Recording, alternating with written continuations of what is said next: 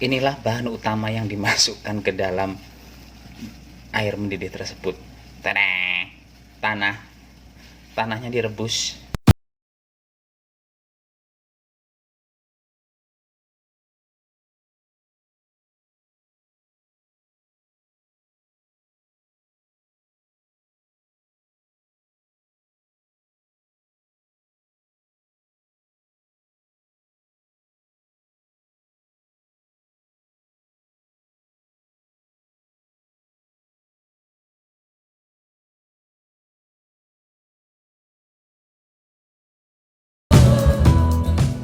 Halo, kembali lagi di sini Santo Sapi. Hari ini saya akan masak panganan wong deso, super deso, yaitu buntil. Buntil yang saya buat kali ini daunnya pakai daun apa itu? Pepaya. Dan yang mungkin agak sedikit beda dari orang, saya akan merebus daun pepayanya supaya tidak pahit dengan menggunakan tanah liat. Ya serius, tanah liat, nggak percaya? Yuk mari sama-sama kita lihat. Setelah air mendidih, inilah bahan utama yang dimasukkan ke dalam air mendidih tersebut. Tadang! Tanah. Tanahnya direbus. Jangan kaget, ini memang agak luar biasa.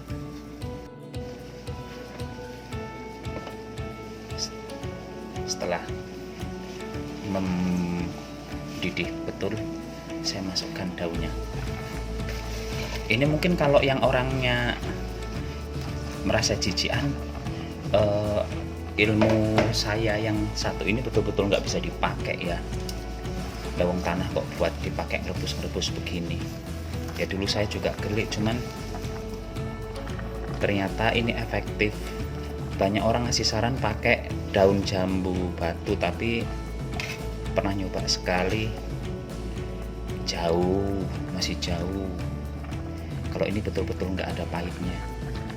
Sebenarnya saya suka yang pahit, cuman karena saya ingin mempraktekkan apakah tanah di Jawa dengan tanah di sini khasiatnya beda atau sama. Udah, biarin aja berkutuk sampai matang itu nanti. Tunggu dulu sampai matang. Ini adalah bahan-bahan yang akan saya campurkan di kelapanya nanti. Ini sudah saya iris-iris ya, karena saya mau ulek. Ini bawang putih, ini kencur, ini daun jeruk, ini cabai saitoni rojim, sama ini cabai merah, gula jawa. Udah itu saja, sama garam. Nanti diulek, dicampurkan dengan kelapa. Kebetulan saya ada udang kering, setelah saya rendam pakai air panas nanti saya campur jadi satu. Itulah isian untuk buntil saya. Oke, saya ulek dulu. Mana ulekanku ya? Ini setelah halus, ini saya kasih udang kering yang sudah saya rendam pakai air panas.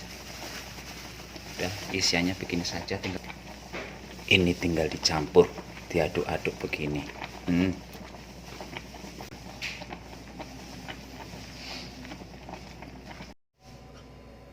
Ini setelah saya rebus beberapa lama.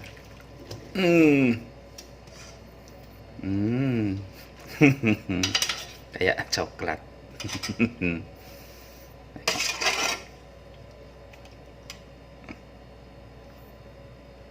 Udah, yang ini dibuang.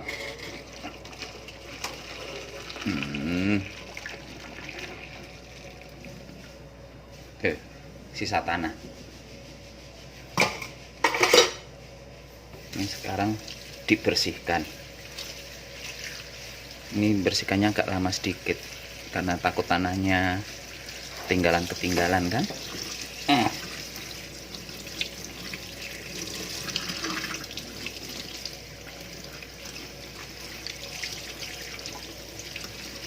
Kalau menurut saya kan jadi ini kayak ibaratnya membersihkan kayak ubi jalar. Mau ngerebus ubi jalar kan ya cuma dicuci gitu aja kan, bukan dikuliti juga.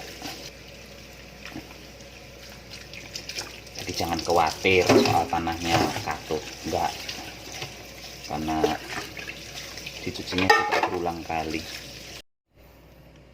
Sekarang tinggal bikin isiannya. Isiannya diisi, bukan isiannya, diisi.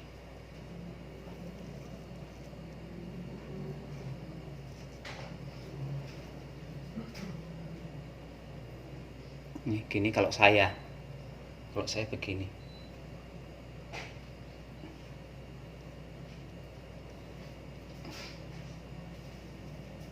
Ini kurang. Nah, ini satu lagi yang membedakan dengan orang lain. Mungkin kalau orang lain kan nalinya pakai benang kasur. Kalau saya nalinya pakai daun serai. Ini hasil akhirnya setelah ini jadinya jadi 5 bungkus ya. 5 bungkus. Sekarang saya akan ditumis. Saya akan menumis bumbunya untuk masak ini lagi. Nah, ini selanjutnya bahan untuk menyayurnya istilahnya ya. Saya cuma pakai bawang merah. Bawang merahnya satu saja saya. Orang cuma sedikit pun yang dimasak. Bawang putih, lengkuas, daun jeruk. Ini karena tadi pakai serai untuk mengikatnya, jadi saya punya serai. Kalau ada daun salam.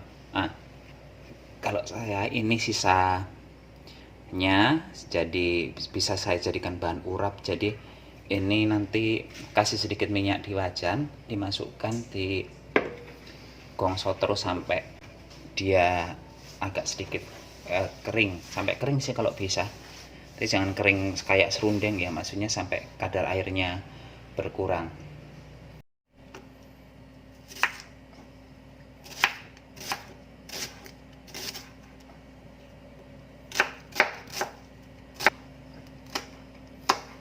Merah-merahnya biar nggak pucat.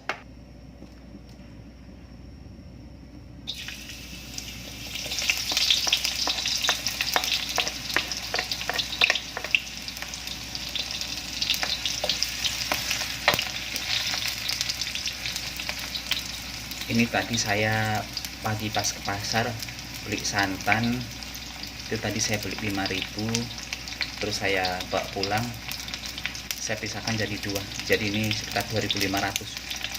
Ini kalau di Batam itu ada orang yang jualan santan, jadi santan itu sudah diperas dari sananya, jadi kita di rumah tinggal pakai. Tapi ini bukan santan murni ya, ini udah ada campuran airnya.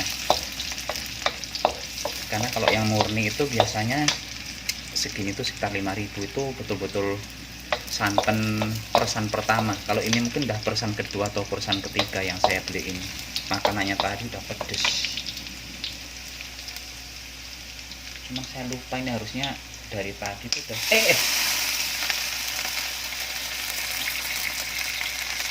ini setengah beku karena tapi dibandingkan yang beli santan instan itu, misalnya itu itu yang berapa ya, harganya 2.000-an sekian itu kan. Sebenarnya pilih santan ini sih. Saya lupa masukkan serai.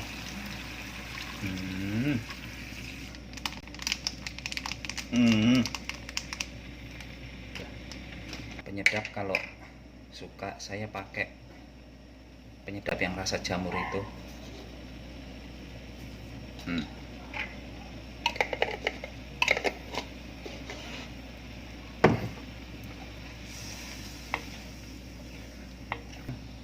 Bismillah, semoga nggak pada nyeprol.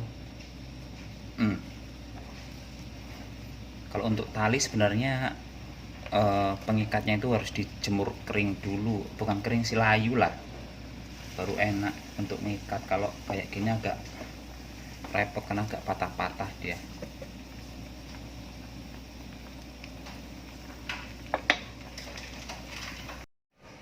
Ini hasil akhirnya.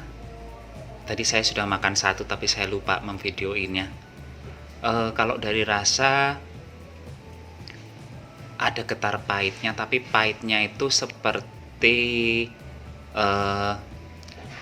daun singkong. Jadi kalau Anda masak daun singkong di santan itu kan ada rasa getar-getar pahitnya, itulah seperti itu jadinya daun pepaya ketika direbus dengan tanah liat. Dia tidak ada rasa pahit yang menyengat. Jadi mungkin kalau ini direbus terus diiris tipis-tipis dijadiin satu dengan daun singkong, mungkin orang tidak akan bisa membedakan mana daun pepaya dan daun singkongnya. Jadi bagi yang ingin mencoba resep sesuai tips saya, silahkan. Rasanya oke untuk daun pepayanya ya. Jadi karena saya menekankan di sini tuh cara memasak daun pepayanya menggunakan tanah liat. Tanah liat, bukan tanah yang lain. Apalagi tanah sengketa. Susah nanti tanah sengketa buat merebus ginian. Ya sudah, sampai di sini dulu video hari ini. Sampai jumpa di video selanjutnya. Jangan lupa subscribe. Bye bye. Bye.